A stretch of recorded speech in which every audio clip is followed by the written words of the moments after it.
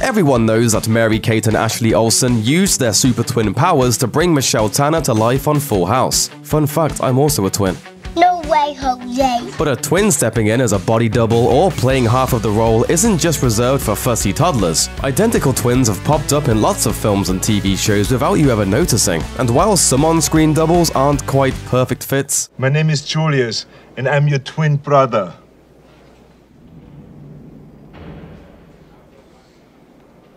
Oh, obviously.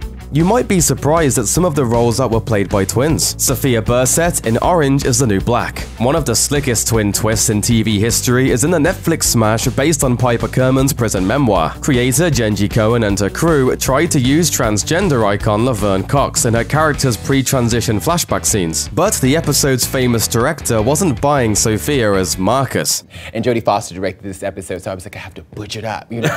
Because Jodie, I don't think, believed that I could pull this off. And I go to Jodie and she looks at me, she's like, we're gonna have to hire someone. Fortunately, they didn't have to look far. They decided to hire Cox's identical twin, a composer and singer who performed under the name M. Lamar, who proved to be a perfect fit. He had no previous acting experience or training, but you wouldn't know it. His performance and look was so seamless, most viewers probably just assumed it was Cox in the role of Marcus, aided by Hollywood magic. My friends were like, how did they do that? Was that CGI or something? Sarah Connor in Terminator 2 Judgment Day. Science fiction fans and critics raved over Linda Hamilton's badass performance in T2. You broke my arm.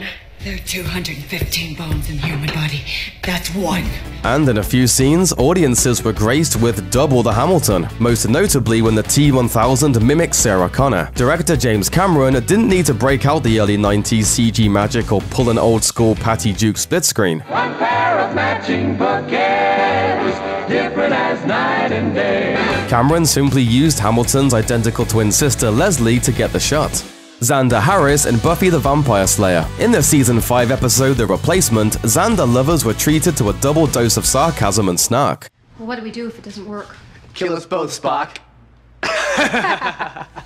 To pull off the trick on a skimpy TV budget, the show used a very lo-fi solution, Nicholas Brendan's identical twin brother, Kelly Donovan. Brendan, however, still performed both roles. Donovan only spoke when both Xanders had lines in the same scene.